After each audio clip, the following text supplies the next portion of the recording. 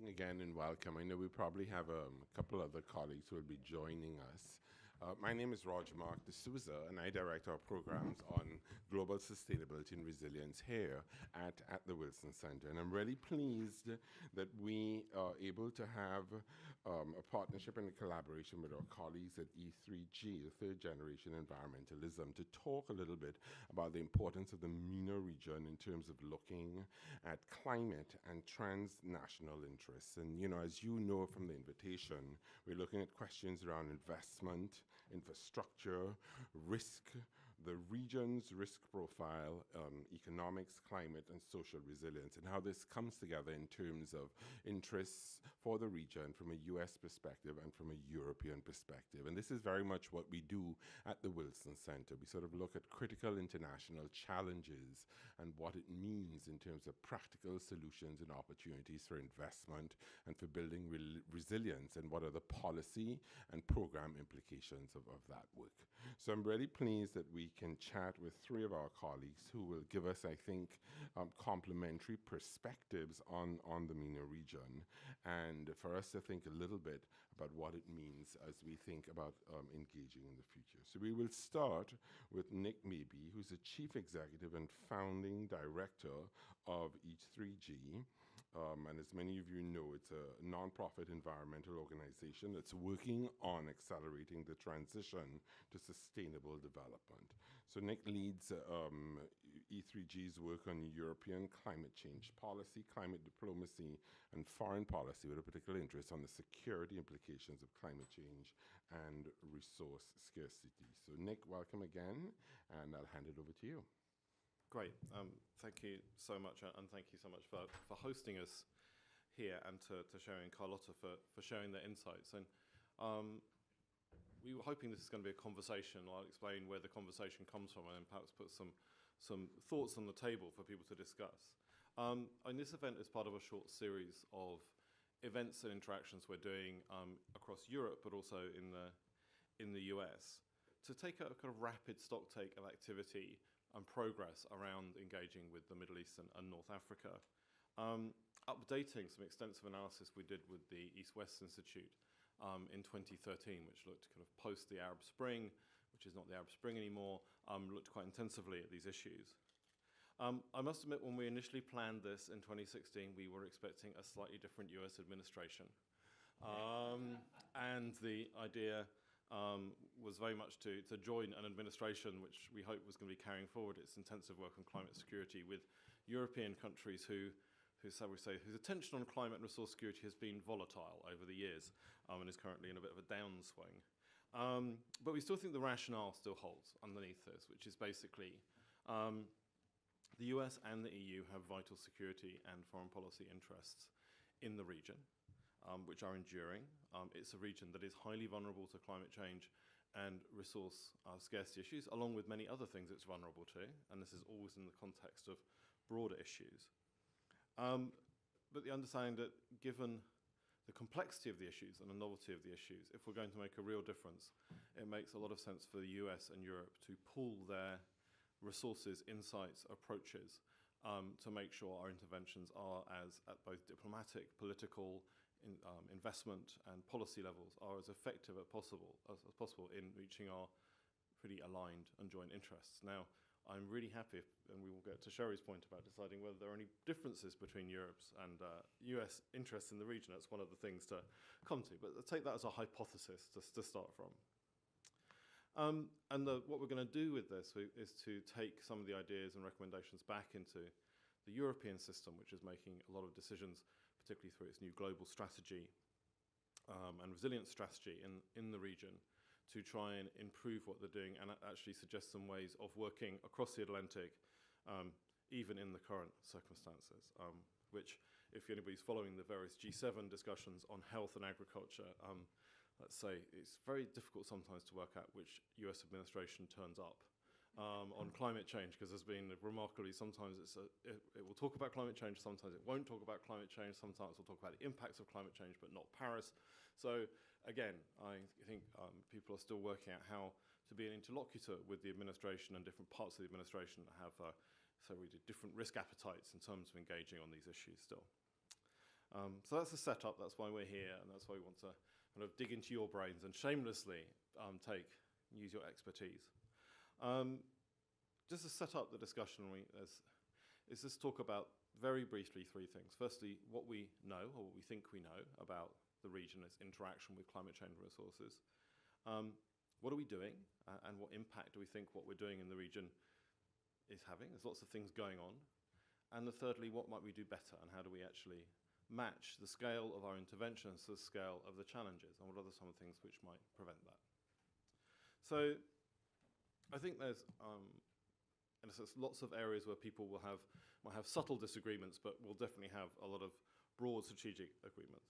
Firstly, that the MENA region is impacted by climate and resource scarcity risks now, in the medium and in the long term, at a level that is material to their fundamental stability and security, and that is an analysis shared by all the security analysts in governments we talk to, and not necessarily on the record by most of the governments in the region.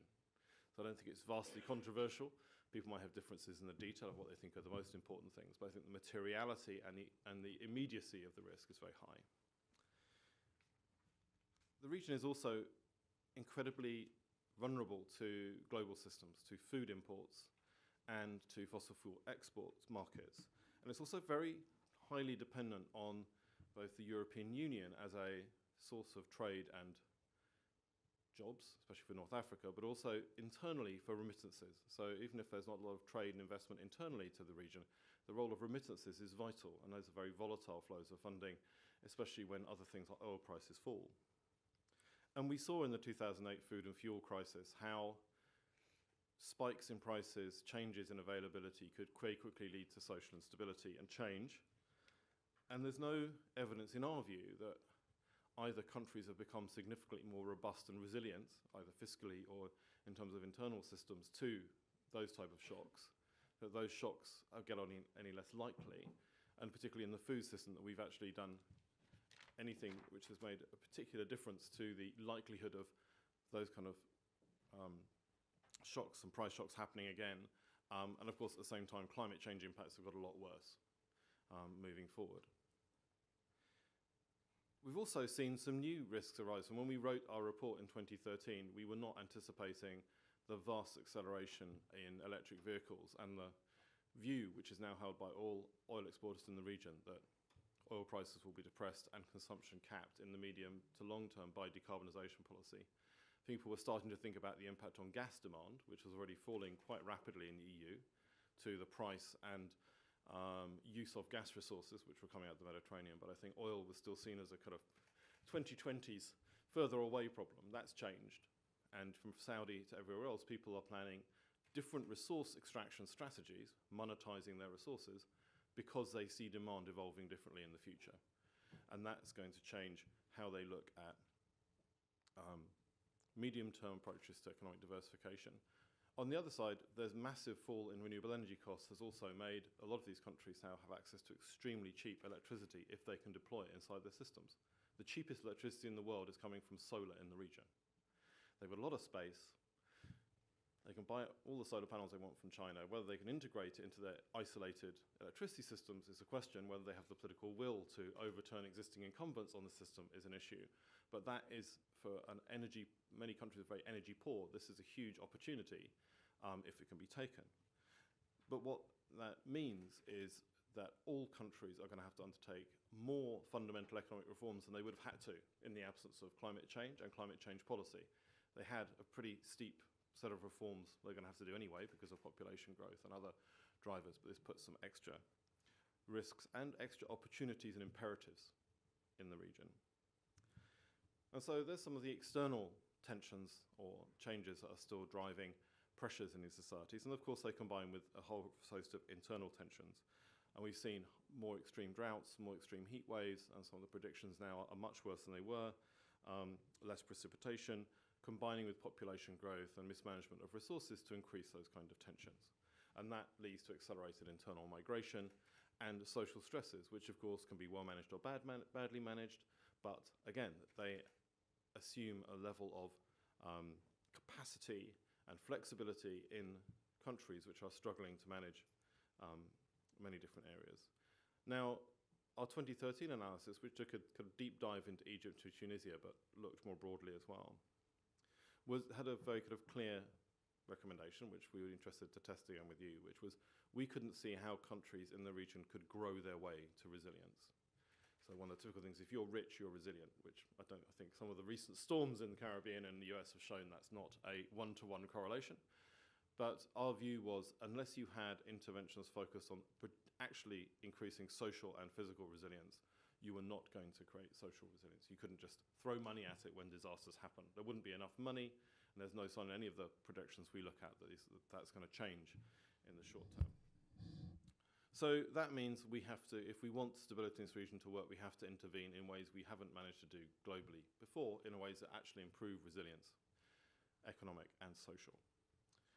So what's going on? And there's been a lot of things going on. A lot of things have been announced. Obviously, the big migration surge into Europe pushed this way up the European agenda. There's new stability funds. The EIB and EBRD have been asked to take a much stronger focus in the region. Some of the bilateral banks like KfW are already focusing very strongly in Morocco and Jordan and other areas in areas like clean energy and water. So a lot of investment. There's been some expansion of renewable energy in the region. There's new platforms for cooperation around energy and gas under the Union for the Mediterranean. And it's clear that the new EU leaders, particularly President Macron in France, but also in Italy, regard managing and engaging with this region as an existential issue for Europe, both at the political level to show Europe can actually operate as a foreign policy actor after Brexit and in its neighbourhood, but also to deal with the threat of populist parties, which is driven fundamentally by migration crisis in Europe. And they see that as something that could break Europe much more dangerous than Brexit, that in front of mind for all European leaders. So there is political will, there is money, there are institutions, all putting on it. But as we discussed and updated our engagement with officials and experts, the basic conclusion was, well, there's a lot going on, but we don't know if it's making an impact. We don't think it's really delivering the kind of interventions we want, and we're not quite sure what to do about it. So we're in a situation, it is important, we have got money, we have got attention, but we don't think we're making an impact. So, and that's partly because urgent political and humanitarian issues are crowding out, and there are some issues about the urgent and the important, which will come up. But there's also just about how do you deliver some of the clever ideas that are easy to come up on paper, but quite hard to do in practice, about joined up resilient systems. And I think everybody who works on this knows. So that's the conversation we really want to have, and very happy for everybody to kind of intervene and say some of those assumptions are wrong. But it's really, how do we move to the next stage? If we can't do it in MENA, when we have so much attention and so much now issues and so much money, it's very unlikely we'll do it in other places. And we were just talking about the Caribbean and saying, what's the analogy for the US on the Caribbean issue?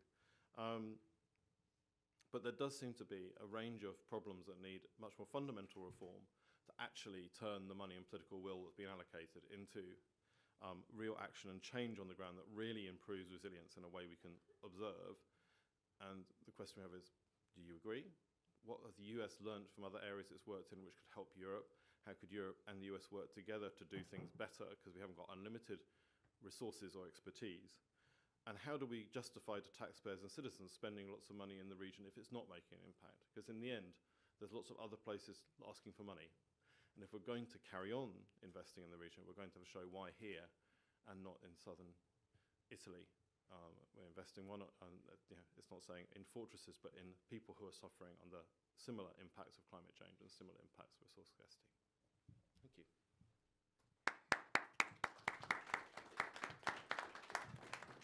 Thank you very much, Nick. As you were talking, I was seeing several people nodding their heads and smiling. And so I think you raised a number of important questions. I wanted to ask you just one point of clarification so that we're all on the same page. You know, you talk about resilience quite a bit. You talk about how do they grow their way to resilience. You talk about joining up resilient systems. And specifically, you mentioned 3 dimensions of resilience. You talk about economic resilience, you talk about physical resilience, and you talk about social resilience. Just talk a little bit more about that last one. What do you mean by social resilience? What does that look like for the region? I suppose the generic definition for us is that stresses put on societies are within the bounds of their ability to peacefully manage change. Now, obviously, in very autocratic societies, there may be a point where that's impossible because they're too brittle. And it may be that still, even if it requires a fundamental regime change, you have to build a sustainable system afterwards, because you've been through that a few times. So that's the key for us, is that at a certain point, if the stresses are too large, they overwhelm existing national, international capabilities to manage peaceful change in a way that includes and sustains a future. So that's really what we mean. It's a very dynamic definition. It's not a static definition. And it's very much thinking of social and political systems in a broad sense, not in a narrow, just a kind of narrow formal system sense, but includes informal systems as well. Great. Thank you very much.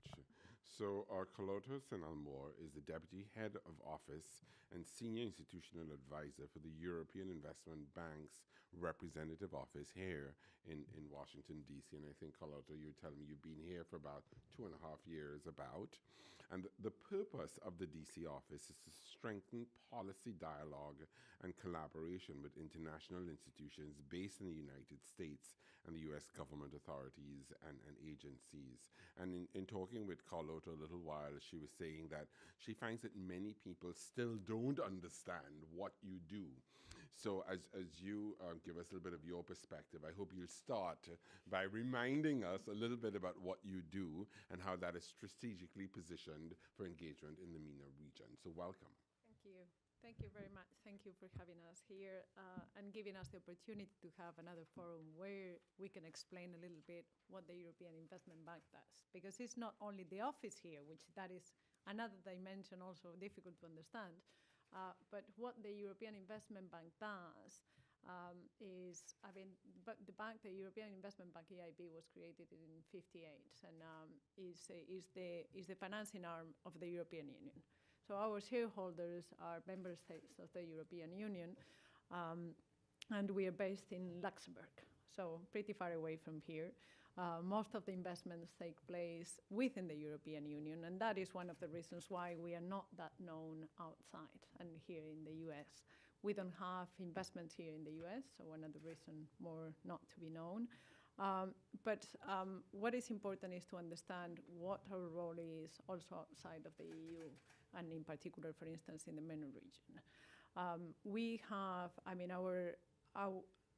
we have 4 big areas where the EIB invests. One of them is infrastructure, another one is climate, another one is innovation, and then another one is SMEs, and that is mainly through our subsidiary, the European Investment Fund, which is more equity, fund of funds type of business.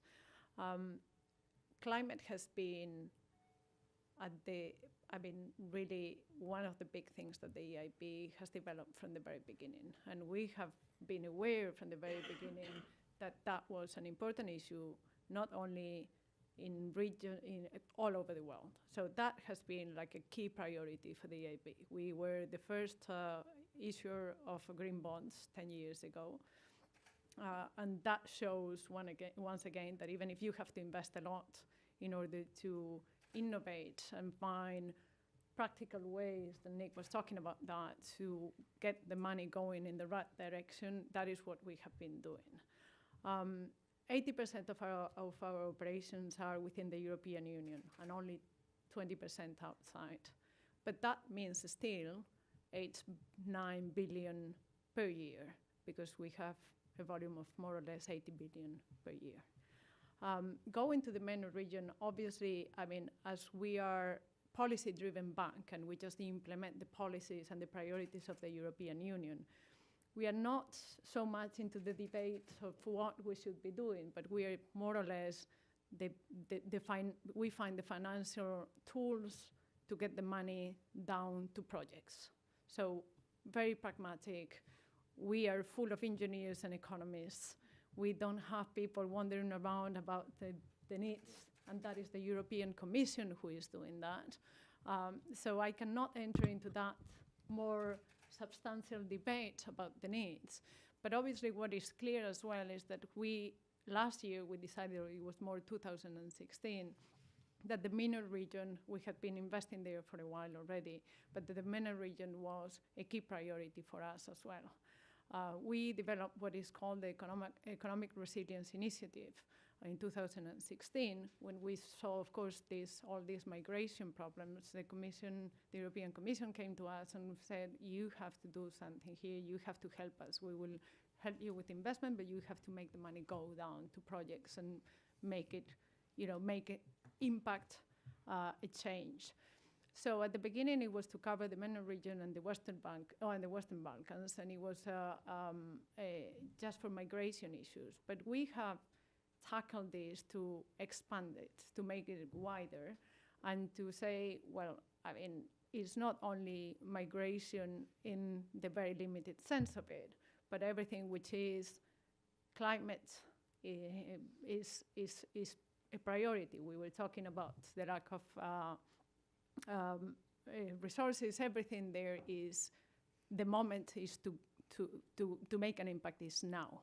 Now they are suffering a lot, and we cannot just wait. And if we have the political support, for instance, of the European Commission and the international community, it is now that we have to put the money and the efforts there. So what we are doing is we have created this initiative, which in principle goes from 2016 until 2020, where we will be investing an additional 6 billion euros in the region, which in principle will create a total investment, because we normally bring in private sector or other co-investors, of 50 billion in this 4-year period. And this is in addition of already the target that we had to invest some other 7.5 billion. So, I mean, we're getting to almost 30 billion in some years in a region where we were not naturally naturally investing so much. So, I mean, what we think is a priority, and I think Nick was talking about impact, and I was talking is to get there. I mean, to have climate into the stages. We at the EIB we think very much into project cycle. So we are engineers mainly. I mean, our President Hoyer, he always says that it's very strange, but our bank is a bank led by engineers. People laugh about it and think that it's not true, but it's mainly so. They go, they check the projects, and they realize that in order to make a change in terms of climate, the project cycle is crucial. You have to have the projects at the very earliest stage in order to identify what the needs are and to put it from the very beginning. If you find the project already at a very advanced stage, it will be very difficult to make people understand. And I'm talking about politicians, I'm talking about borrowers, I'm talking about promoters, to make them understand that they will have to make changes to that project in order to make it climate resilient, or to have some adaptation, et cetera. So we have a different, view, and it's the concrete one to go, in order to create impact, to go to the projects from the very beginning and to insert all this mainstream the climate into our own procedures.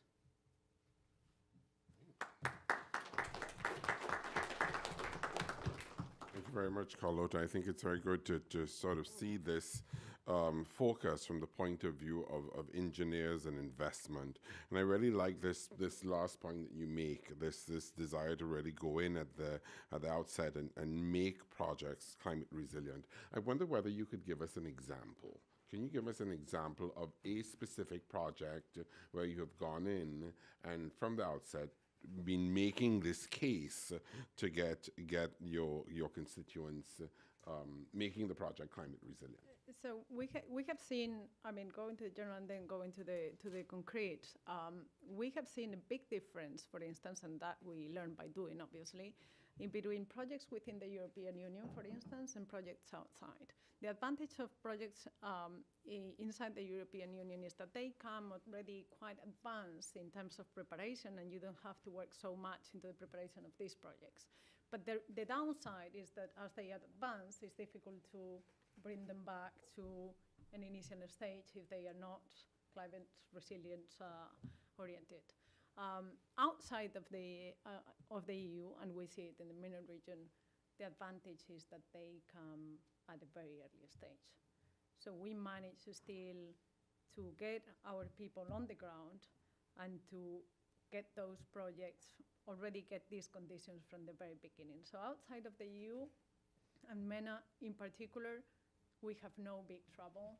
They need, if you go and help them, I mean, you provide, what we think is, there are several things which are important, obviously impact, but technical assistance for us is a big thing.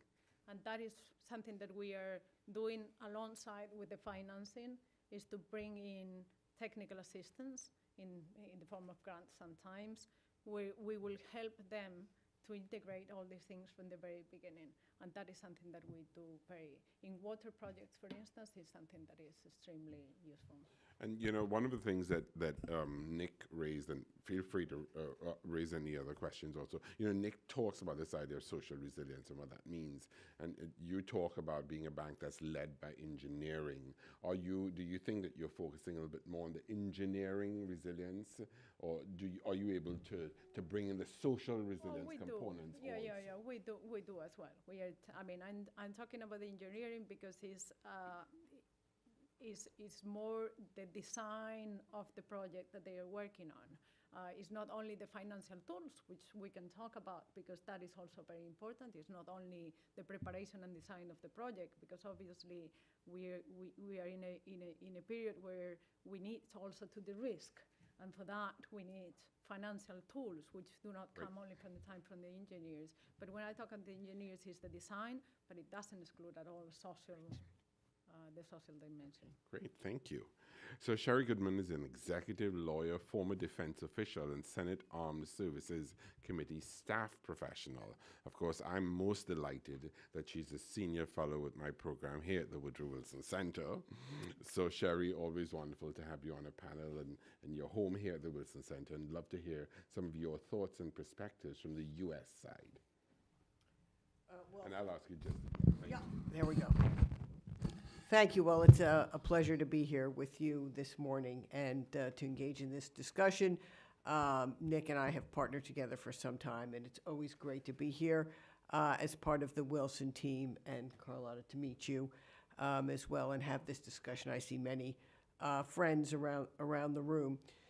So from a U.S., comparing from the U.S. perspective and bringing in perhaps a bit also of the security dimension. I mean, some of you will know that I'm associated with, in this space, having characterized climate change as a threat multiplier for instability. And we've seen that play out now over the last decade around the world, particularly in the MENA region, and now in our own backyard, right here in the U.S. with the hurricane train and the wildfires. Creating what the military would call increased demand signal for humanitarian assistance and disaster relief, which used to be thought of as something we deployed over there, either in the MENA region or the Asia Pacific in response to storms and extreme events, whether terrorism or natural disasters affecting us out there. And now we realize it's at home. So it's brought, I think, a new realization to how we think about security, and security even, right here in our own communities, in our cities, that goes to the social resilience point, Roger Mark, that you brought up, which I'd like to come back to. But we now, I think, can use, being a person who thinks of as a glass half full person rather than the threats, the opportunities to use our climate awareness, our ability to innovate, and also to bring financing. And I love engineers. As like you, Carlotta, I'm a lawyer who spent a lot of time in my life with engineers. And, there's an opportunity to create sort of a force multiplier here in all of the dimensions of resilience that I think we need to address. The economic, the infrastructure, and even the social resilience. So, and that's sort of by marshaling our finance and our investment and being aware that we need to adapt to a climate change world And so in our, now in our investments over the last decade, recognizing that climate change led to the water, drove some of the water and food insecurity that led to the Arab Spring uprisings, and that the investment strategies in the region have to change. I think there is awareness, while you might not hear it at all levels of tweeting from the U.S. government. You might hear it when you dig a little deeper and engage with others in the U.S. government, whether in the defense and national security community or in the diplomatic and the economic community, that they're very aware that our strategies, our diplomacy, our investment, and our security has to recognize that we are operating in a climate change world. And you see that there are directives, not all of which have been repealed, that still apply in a number of U.S. federal agencies that are driving engineering-led investments in infrastructure, and even how we do our exercises. When I think of MENA and I think of U.S. forces, I think of our Sixth Fleet deployed there in the Med, which is led right now by Admiral Fogo, a very forward-leaning admiral who has come to many events here and others related to these kinds of challenges, because he's very aware of that. And so when we, and in the last 10 years, now that we're more aware of the food security issues, I understand that there have been a number of food insecurities across northern Africa that could have been even worse. I mean, it's not that the region isn't still challenged by potential famine, but that our awareness through FuseNet, through other sources, by being able to marshal international multilateral institutions and others, has averted or reduced the threat of some of the famines that could be on us in the region. Then as to, the way we think about, I think, projecting force to address these issues is also changing. I think that we're coming back to a time which we had over the last, despite the threats that urgent threats we face, when we think about how we're going to respond in the face of increased extreme events that require us to have our engineers go as the primary sort of what we call consequence management force, deploying food and water and turning the lights back on in Puerto Rico and other parts of the U.S. Virgin Islands. That then leads to thinking about how we get ahead of that for the next crisis, and what we used to call preventive defense. And that in that, planners, engineers are very front and central in thinking about how we can use our exercises, how we can use our collaboration, how we use everything from NATO to our work with in AFRICOM, in a very integrated institution that's as much diplomatic as it is military, to design projects that will advance food and water security in the region. And the other dimension I think that's really important that you raised, Nick, is energy, and the changing energy mix within the region now is very important. I mean, we're not that far away from a time when gas will be a global market. There are vast gas resources as well in the Middle East. There's many untapped reserves. Renewable, of course, has much opportunity to sort of lift people out of energy poverty in a way that enables us to leapfrog some of the challenges of having a completely integrated grid, so that people can go more rapidly to microgrids using solar and other renewables, and that I think will have enormous benefits. And so spreading that out and reducing the bumps in the road in the transition to a more energy secure and more diversified region, I think is one of the most important ways that we can invest and seek advantages for in a more climate secure world. I think I will stop there. Thank you very much, Sherry. So I wanted to come back to a point that I think you've all mentioned to some degree. And Nick mentioned the importance of being able to justify action and support for the region to our taxpayers or to taxpayers generally. And Sherry, you talk about this question of preventative defense. And Nick raised this point of, when you engage the U.S. administration, you're not quite sure what the positioning is on climate. Carlotta talked about questions of migration and displacement and why that is important from a foreign policy perspective. You, Sherry, talk about force multiplier. Talk a little bit more about the diplomatic space here. What are the diplomatic tools? How do we justify this? How do we engage from a diplomatic perspective in building climate resilience in the region? What are your thoughts? Well, I think we need to try to use all of the the phrase here in the U.S. is often all the tools of national power, but the soft power tools are really here the most important ones, the diplomatic, the economic, the environmental. Despite the rhetoric about pulling out of the Paris Agreement, U.S. forces, for example, from our Secretary of Defense to the Secretary of Navy to others at other levels in the department, are continuing to both make public statements about needing to operate and make our forces resilient and operate in a climate changing world, and also to be able to respond to challenges as they arise.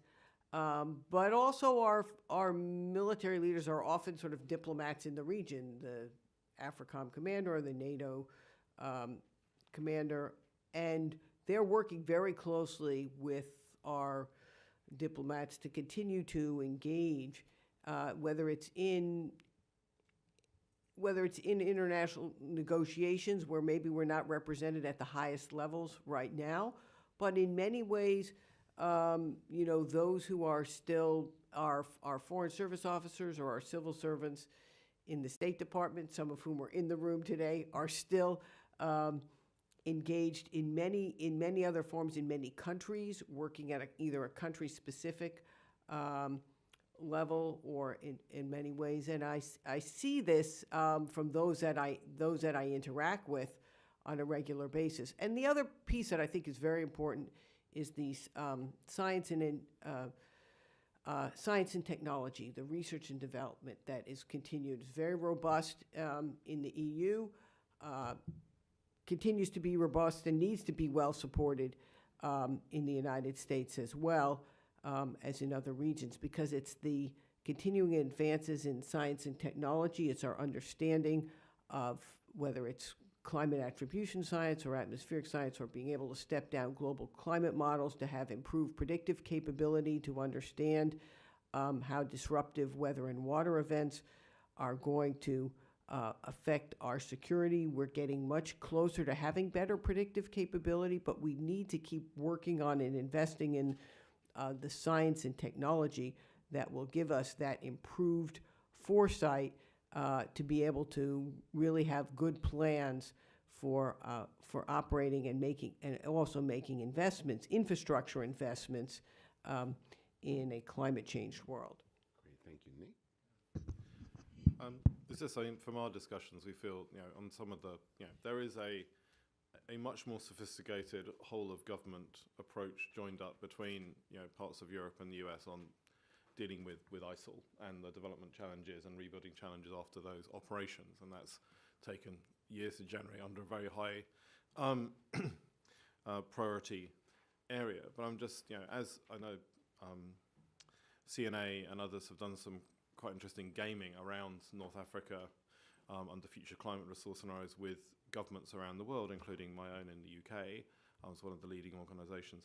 Do we have a place to develop in the medium, this is kind of medium to longer term, aligned strategic approach and set of assumptions at that level, which we seem to have managed to, which we didn't used to have, but we now do have around the ISIL response, which I think didn't happen on its own. It did take people to do it.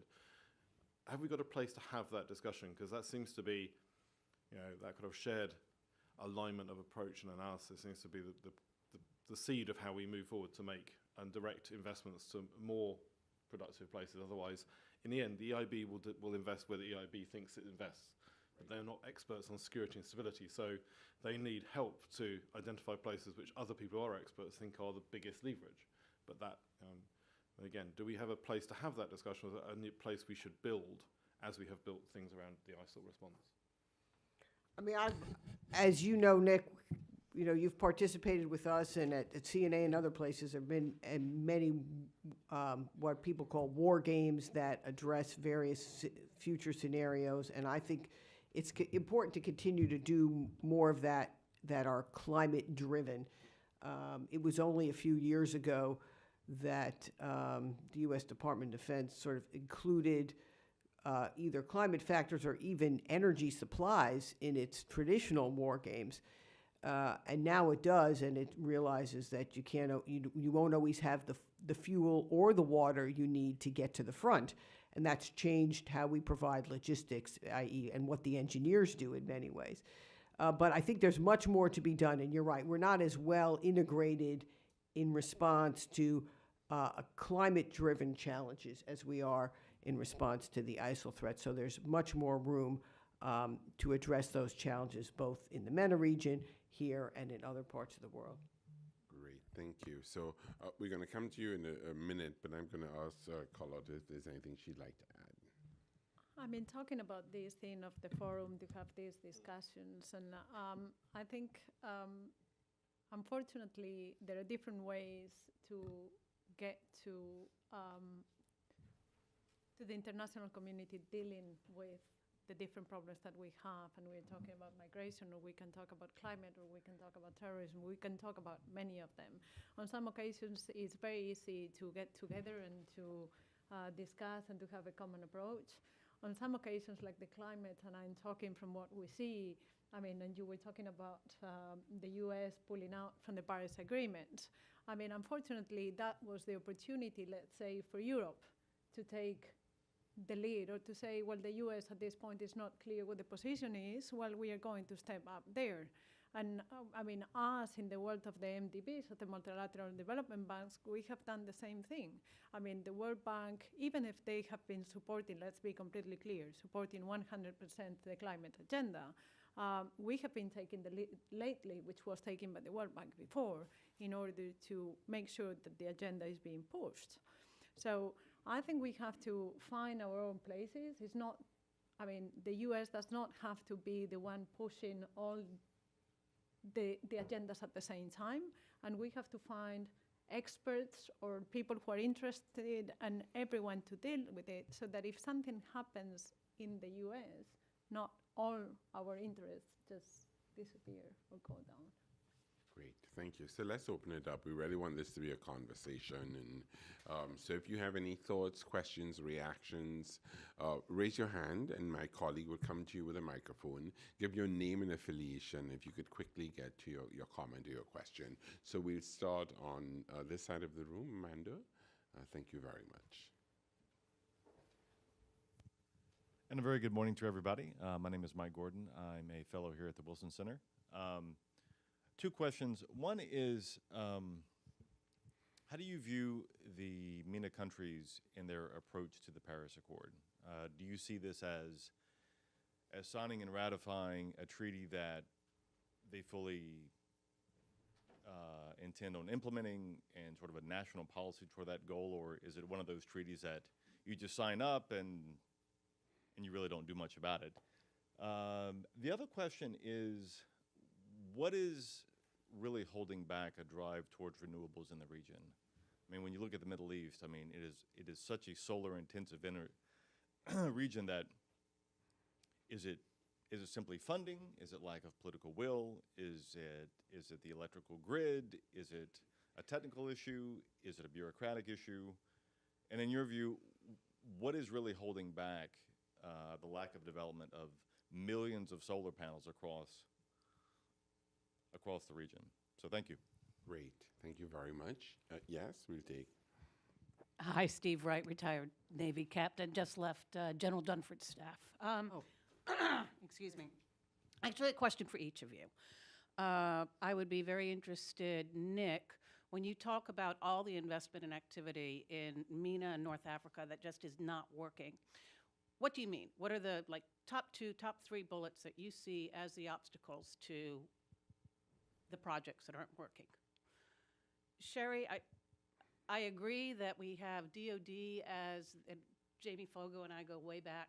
Right. They are the 800-pound gorilla everywhere, but they are not necessarily the best people to be doing development or diplomacy. I mean, they're very bright, they're very well-meaning, but it's clear that we have expertise at the State Department and USAID that needs to inform all of their efforts.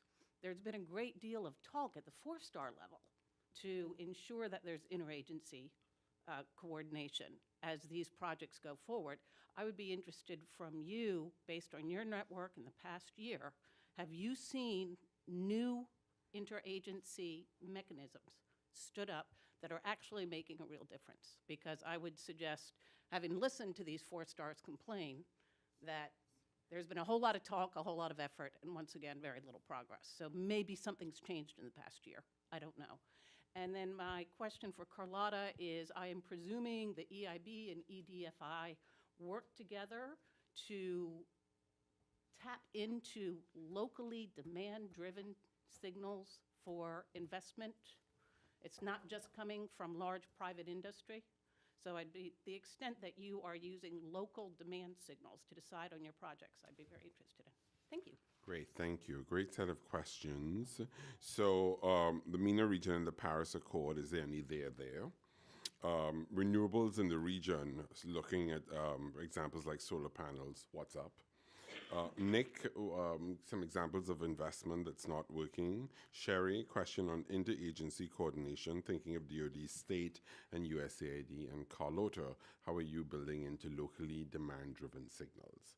So, Carlotta, we could start with a question for you, and then the other broader questions, if you'd like. Okay. On your question on demand-driven, absolutely. I mean, this is not just, this is not business. We're an investment bank, and that makes us go and try to get projects which can also attract some others in order to have more impact. But obviously, when I was talking about or referring to the European Commission and being policy-driven, is that the European Commission is on the ground talking to the governments, talking to the people there, talking to the NGOs, talking to everyone to make sure that we are getting to where the needs are. It's not that we say, well, we get a water project and like this it goes into our climate percentage that we have to, our targets. It has nothing to do with that. Needs are the priority, and then from there we build it up. Absolutely. In terms of the other questions, I could not agree more about the Paris agreements and who signs and what are the commitments, but I guess it's not for the EIB to comment on this one. But just to say that in order to build the community together, you cannot start by giving very strong commitments to countries who are really struggling with bigger and more immediate needs.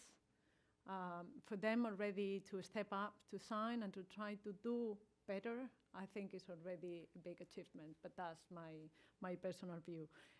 In terms of what is holding back for renewables, I think there is a double dimension. In more the technical or engineering part, I go again always to the part which is, I think is the same thing that we are facing with the resource efficiency, and it was already before in the energy efficiency side, which is a little bit that, resources are already fixed from the beginning, or the type of, and then going back and trying to make it different, or to change the type of projects that you want to invest is already a big issue. But I think it's also in terms of financing. I think is finding the appropriate tools to make these projects be viable, to convince people there, the promoters, that this makes sense and that they will see the benefits at longer term, because short term is very difficult to see, is crucial. Awareness is something which needs to get to their minds, and it's not easy. Great. Thank you. Sherry? Okay.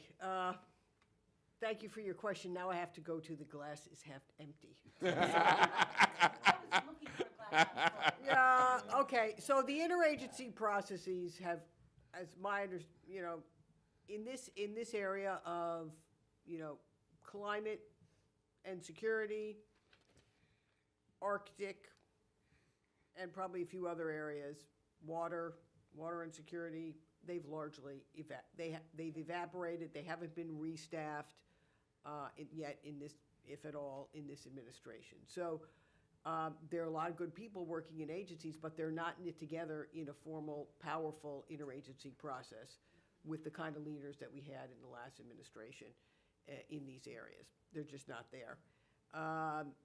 We've been doing, I'd say here at the Wilson Center, we're doing, through our project work to the extent we can, we are trying to informally recreate those processes by enabling the key players on the substantive issues where we need to sort of advance, whether it's improving predictive capability or more Arctic domain awareness, to continue to work together and to advance. And I think that that's a vital role for many organizations now to play, to keep that human capital. And the way I think about it is, and you'll know this as a Navy captain, we at CNA, for years, we kept people working on anti-submarine warfare, even in the early post-Cold War period when we thought the needs were not that great, because we knew, and it's a bit like keeping nuclear capability, we knew we needed that capability. We need the human capital. Many of you are in the room who've kind of grown up in this field, and there's many more others outside who have developed expertise in this area and want to provide leadership and expertise and research, and we need to keep that work alive. And I'm glad that your own direct experience with Admiral Fogo and others shows at least there's that signal coming from. But it needs USAID deeply, and Roger Mark and others here have been deeply engaged with USAID, and we know there are still people there who want to work in this area, and in state and other agencies as well. I hate one of Carlotta's comments left me with the sense that the U.S. used to think of itself as the indispensable nation, but in some of these international fora may now becoming the dispensable nation, which then leads to me my other concern about solar and renewables, and why they're not taking off more rapidly in parts of MENA. And one of my deep concerns is that if we're not there to help overcome some of the barriers, we know what other nation is right there providing it, and it's China, okay? And all across many parts of Africa and Asia and Latin America, and they have some of the largest foreign direct investment in the Arctic now, in Greenland and in Iceland, and we should be deeply, as Americans, concerned about that. That alone is enough, in my view, to argue for our continued deep investment and strategic imperative in our soft power, in our financial tools, our diplomatic tools, and also building social resilience across these communities of need. Thank you very much. Nick? Yeah, so starting in the kind of Paris question, I think, as always with a region, especially when it's fragmented and difficult as this, it depends. The one country that has taken us all seriously, hosted the UN Climate Conference last year, is Morocco, and they've been working and building institutions for a long time. I think you can then say, if that's what has taken Morocco to the point where it's getting the investment it gets, who else has put that effort into driving reform? And you can say not many people. So it's a kind of good benchmark. If that's what serious looks like, who else is doing that across the region? I think it's very patchy. I mean, comparing the region to other global areas, we do a lot of work on political analysis of climate change. And the big thing we notice is the countries all take a lead, really see a strong competitive economic advantage in doing it. The front runners are doing it for a healthy dose of positioning in the global marketplace, whether that's China or Germany or the UK or France, even inside Europe. That's one of the big differentiators of what your attitude on climate change is. Do you believe your low carbon economy is strong and competitive, and do you have strong innovation and technical abilities? And there's really nobody in the region who's really bet on low carbon as the future. But they also haven't realized, and Turkey is a really interesting one actually, which could do and hasn't done, and is having a big fight for lots of internal political reasons about the role of renewables inside its own position. And as a major exporter to the EU, what's going to happen to low carbon supply chains, particularly in vehicles and areas where it's a very strong part of the supply chain. So I think it will come down to how you survive economically, but people aren't quite there yet. And so it's a bit of a mishmash. And I think that's where you move on to the investment issue and renewables. I think we are seeing huge progress in the Gulf on large-scale solar deployment, and they've got the funds to do it. I think we're seeing much less across North Africa, which actually kind of needs it more in that sense. It's still very fragmented. I mean, I don't know how many Mediterranean grid initiatives I have seen born and die over the last 15 years, but far too many, and they've all been backed by the Elysee and had big conferences and the Germans, and they've all died because they have no economic sense to them. And the real thing the region needs is to have a joined up grid on the North African side, but politically they can't get their heads around it. And there's no coherence from the European side. There's kind of 3 or 4 competing projects which never really get to scale. I mean, the Greeks had one, the French had one, the Italians had one, the Commission has one, so there isn't one because there's 4. The Maltese tried to run in their presidency this year a conference on it, but again, it gets bogged down into can we get all the gas? So it's rather than what's good for the region, it's how do we get our hands on your gas, which Europe doesn't need. Europe's got far too much gas import capacity as it is, and a falling gas demand. And if we meet our carbon targets, so it goes down even further. So that takes me out to what's the main barrier? Incumbent thinking and the role of different people pushing short-term economic agendas, whether that's nuclear in Egypt, which is a vestige of a French plan to build nuclear power stations across the region, which was driven by Sarkozy, which is also the Russians are trying to sell nuclear into the region too. Now, is that a good thing, or would we rather Egypt does solar? Well, you decide whether you want to have nuclear reactors in the region. But so a lot of this is around big projects, corruption, geopolitical / geoeconomic games getting in the way of good decisions. And that's where we come down to, well, why is it hard to get some of the sensible projects off the ground? Because how decisions are made from the bottom up. So the demand signal that EIB has to live with, because they can work on projects technically, but there's a level above them which is more political and diplomatic. That is a deeply compromised space, and this is not just the region, it's everywhere we work, but it's particularly strong in this region. If people are not investing for the national interest, they're investing for their personal interest, or their group interest, or their party interest. A lot of the coal power stations in the world, like Turkey, are driven about political patronage. So so they are building in instability, whether that's to climate impacts or to climate policy, because of short-term impacts. And that's really damaging because that affects us. So, but we do not engage diplomatically on those issues. And I think, so that issue of the upstream structure of decision-making, incumbent interests and how they interact, and then actually at the bottom end, the fragmentation of delivery, that's not a MENA issue, it's an everywhere issue. It's just, we're wired up wrong to do integrated projects. But a good concrete example is you end up with a lot of discussion about the kind of Red Dead Canal type schemes, huge infrastructure schemes which are ecologically rather dubious and economically very dubious. Whereas we're working with a eco-peace, an NGO in the region, on a Jordan-Palestine-Israel cooperation where Jordan uses its large amount of space to put solar, which provides the electricity for desalination to the Palestinian territories and Israel, and creates mutual co-dependence and economic values. They're doing that on philanthropic project assistance because there's no massive rents to get out of it. It actually would help people and help the geopolitics, but no one can make a massive buck out of it. And so that's the particularly this issue of who develops the interesting projects and how do we get them in front of, the money isn't the problem, there is money there, but getting the stuff to the politics and the project preparation to get there is one of the big barriers. And again, it's not something engineers can't deal with, because a lot of that barriers are real politics, and therefore they need the foreign services and the diplomacy and the politics to help out. Otherwise, they'll never get a chance to build the right stuff. To reduce the risk. Yeah, and I suppose this is where it comes back to it. If we're just doing normal development, that would be considered a normal drag on development.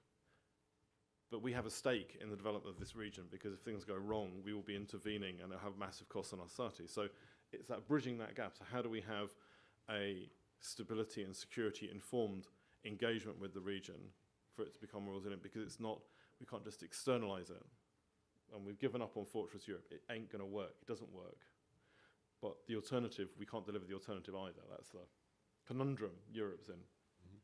I was glad to hear you mention, Nick, eco-peace, because we have also highlighted some of their work here at the Wilson Center about collaboration across the Jordan River Basin at the level of mayors, and to the degree to which there's some shared interests at that level that has really driven some collaboration and interesting models. So any other additional questions or thoughts?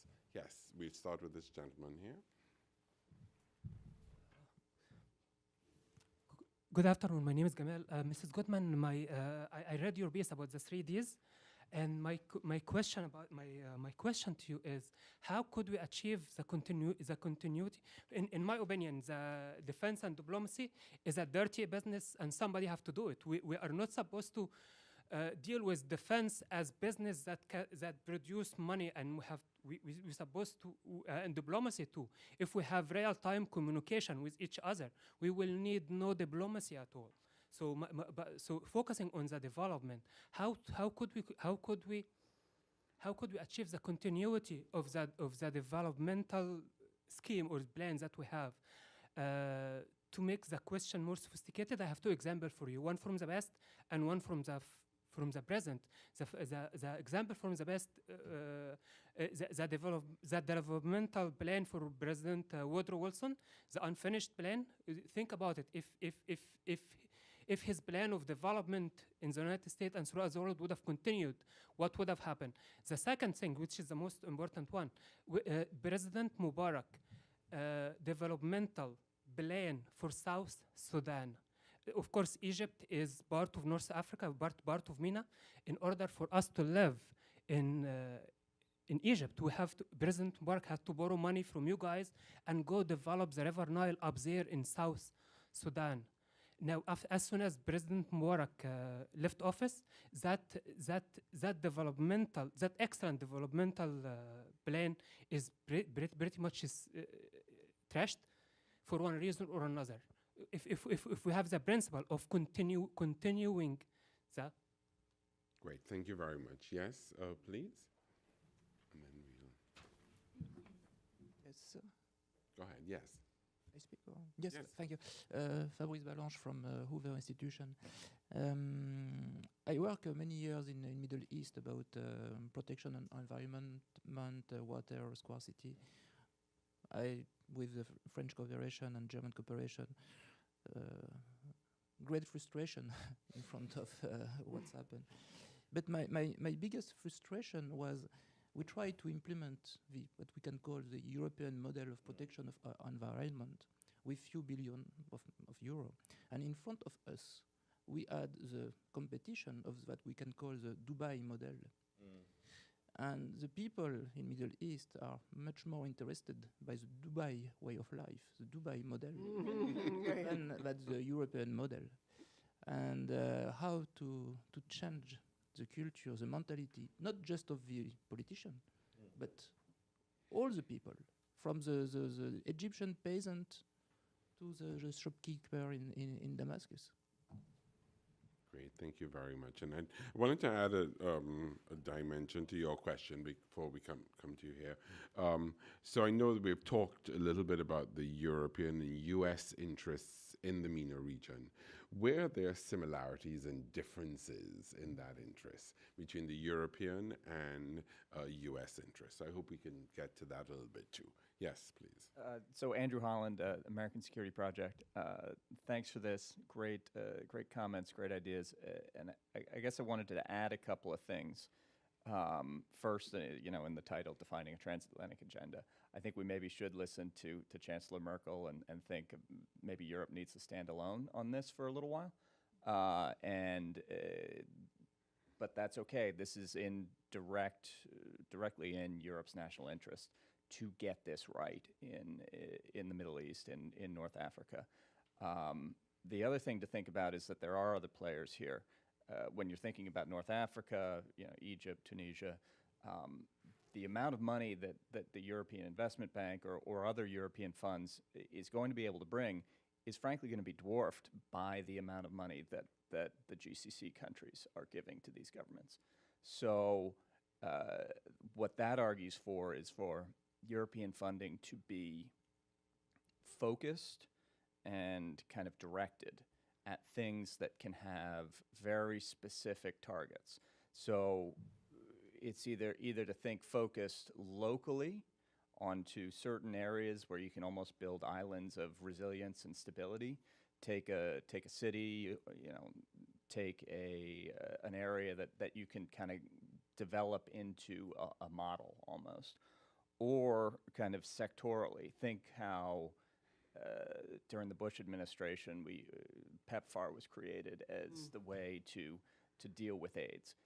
So just think about one area that you can focus on and really have a very specific impact. I think that's the way, instead of just spreading it to, various different projects that in the end each are, could stand up on their own, but together they don't add up to that much. Pick a couple areas that you could have a big impact on, and Europe could go. But then to kind of go back and think about transatlantic cooperation. In this region, transatlantic cooperation, Europeans with Americans, it is going to have to be around U.S. military interests in the region. I am worried now with Syria maybe entering an end game process here, especially with ISIS being cleared out, kind of in the counterinsurgency doctrine. We've done the clear part, but we're not yet on the hold and build part. So what is the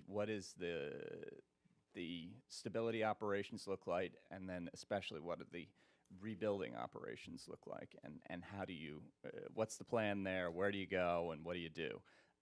And I think Europeans could have a major impact on that, and pick a couple cities, Tal Afar, Raqqa, Kirkuk, and figure out a way to make it resilient and go from there. I don't know if there's a question in there, just some thoughts and ideas and ways forward. Thanks. Great. Thank you very much. So a few points for you to consider as we wrap up. What are the similarities and differences between the European and U.S. interests in the region? Sherry, you have written and talked about the 3 Ds, defense, diplomacy, development. Is there an additional D, the dirty part of this, the dirty business? And how do we push for continuity as we try to move forward?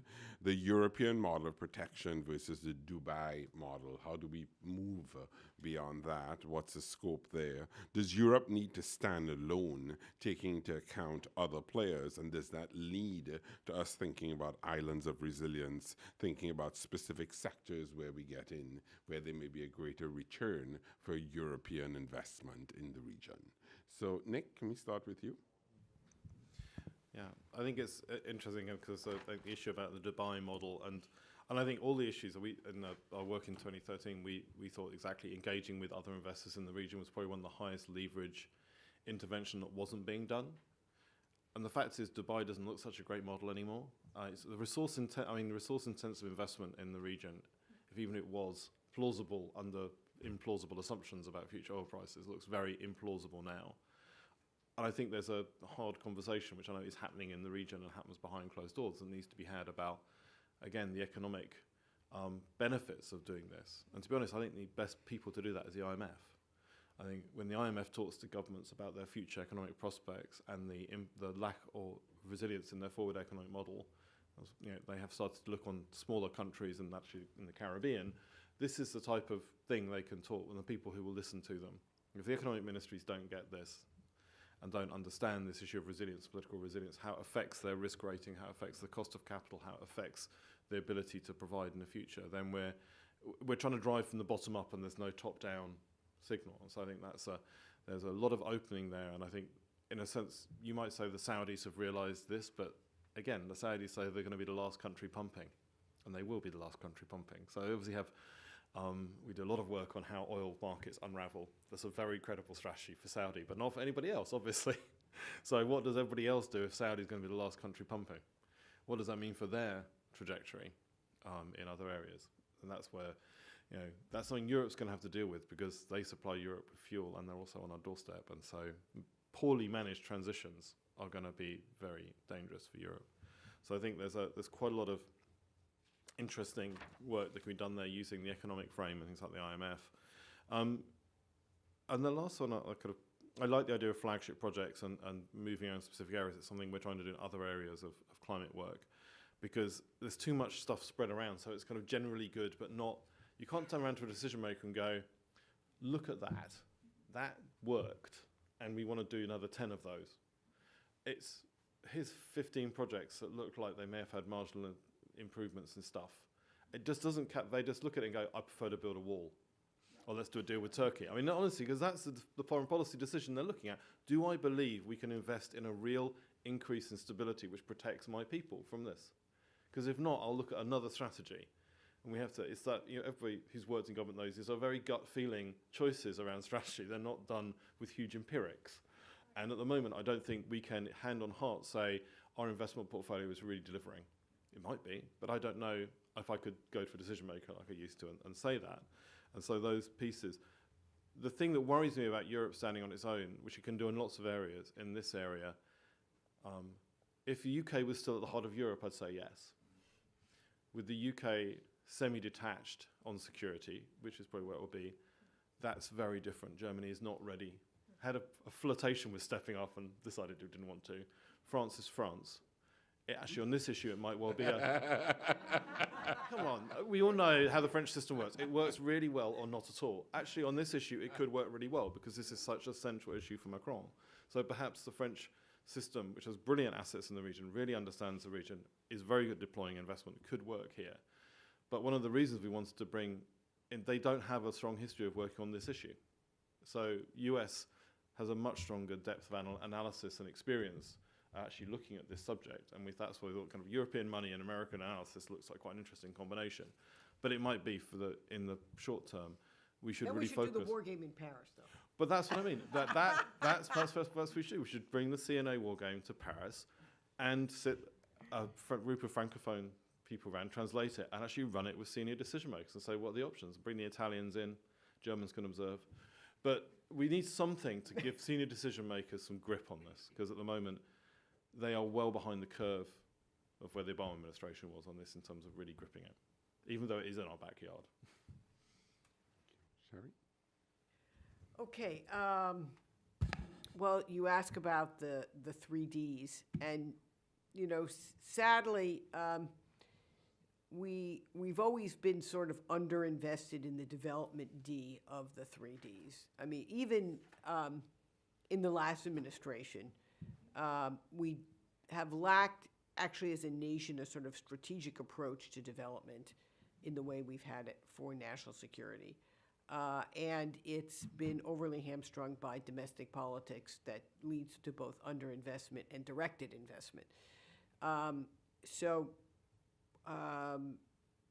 That's, I think, partly what's results in, and it's even worse now because it's less of a priority. And although I'm open to, I see some heads shaking. Maybe there's, it depends sort of what the priority is going to be. And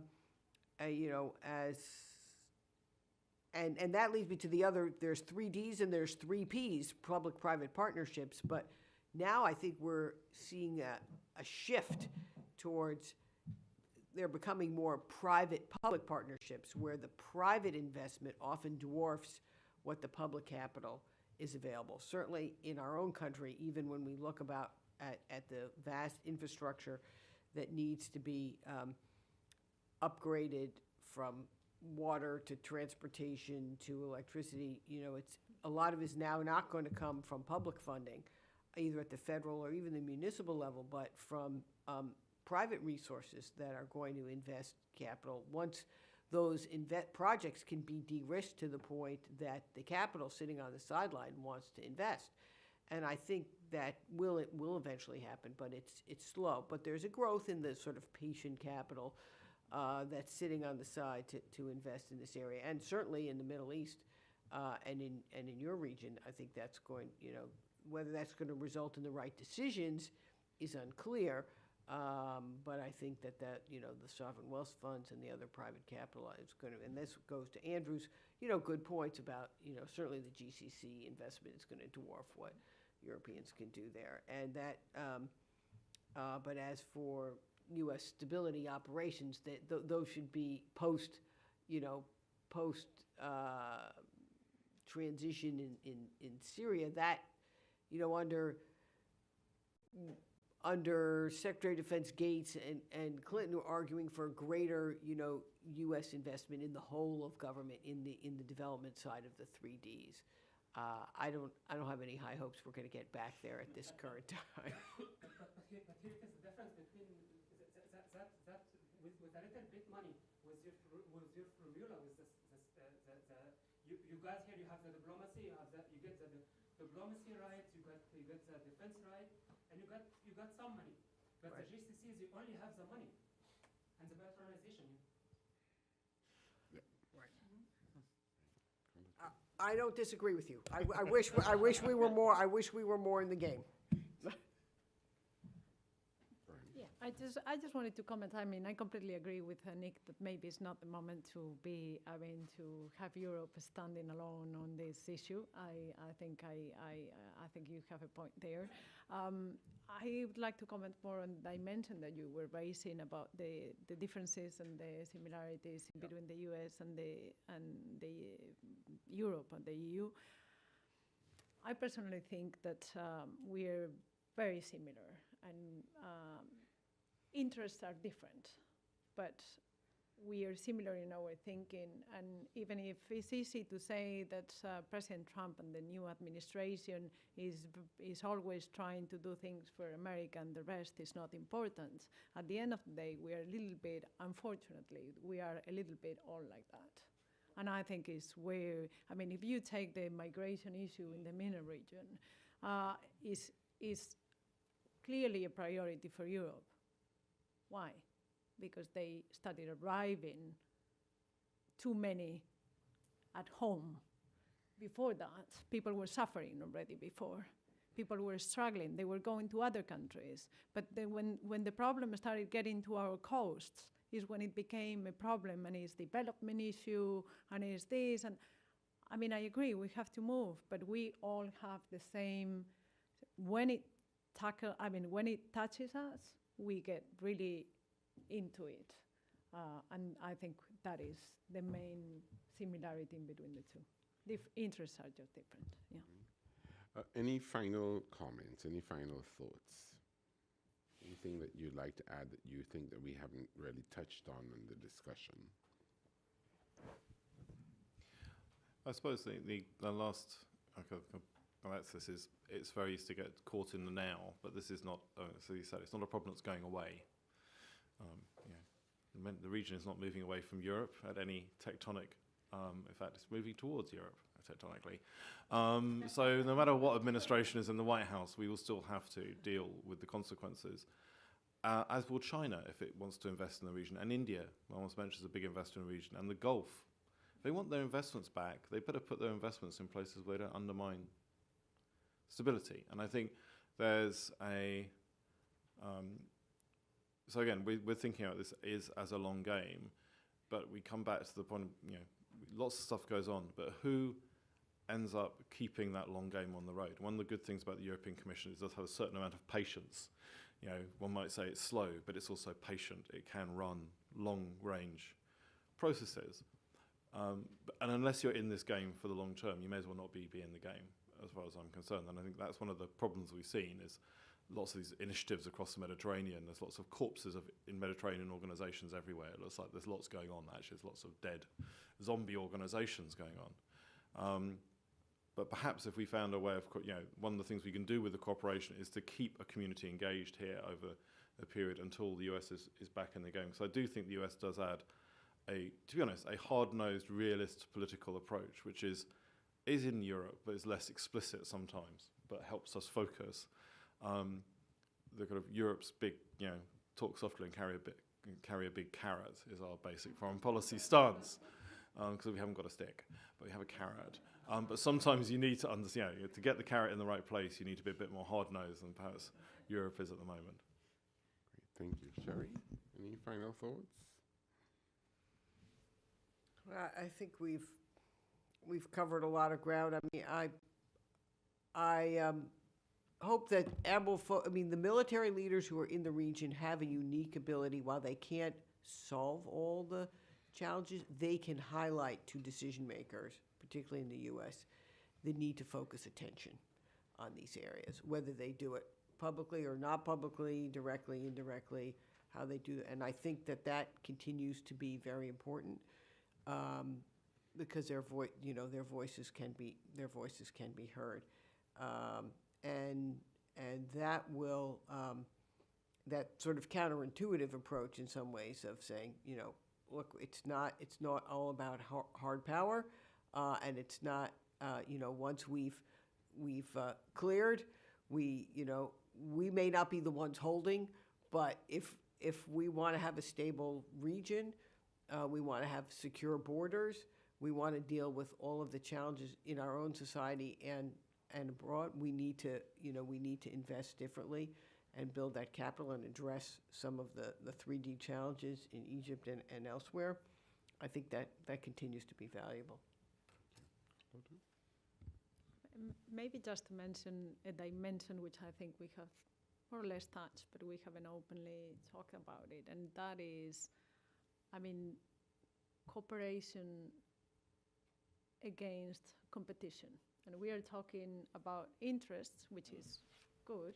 We are talking about funding. We are talking about private versus local interest in the projects. I think, what is important, and I don't have, obviously, the easy solution to that, is, to have, partnerships in order to make impact in these regions. If everyone is isolated, taking into account their interests and where they need to enter, we will never make it. We have to sit down, see the priorities for the region, and see who is taking what. But that requires an amount of coordination that I don't think our countries nowadays are ready to do. Great, thank you. So I think once again, a really good and important discussion at this moment in time. In preparing for today's session, and in talking to Nick and the other panelists about it, part of how we framed the discussion today was that this is really important now, that the region is really vulnerable, and now is really important. So there's this urgency and sense of engagement. We wanted to get a little bit into the discussion about how do we do it, what does it look like operationally, and how do we know that we have done it. And I think that has been teased out a little bit in our discussion.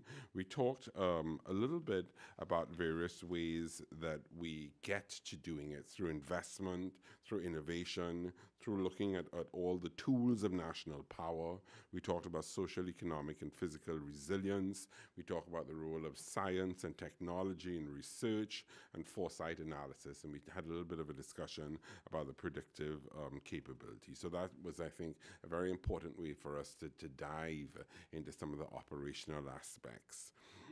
We had a really good discussion, I thought, about what is the space where we meet and come together, the importance of recognizing that the U.S. is not always the one that will be pushing the agenda for the region, that there's a need to contextualize the different interventions, looking at China, India, the Gulf, and their interest in investment in the region, and also thinking from a European perspective, is it important for the Europeans to be thinking of focused interventions, sectoral interventions, where there's a return on investment, and we're looking at building islands of resilience.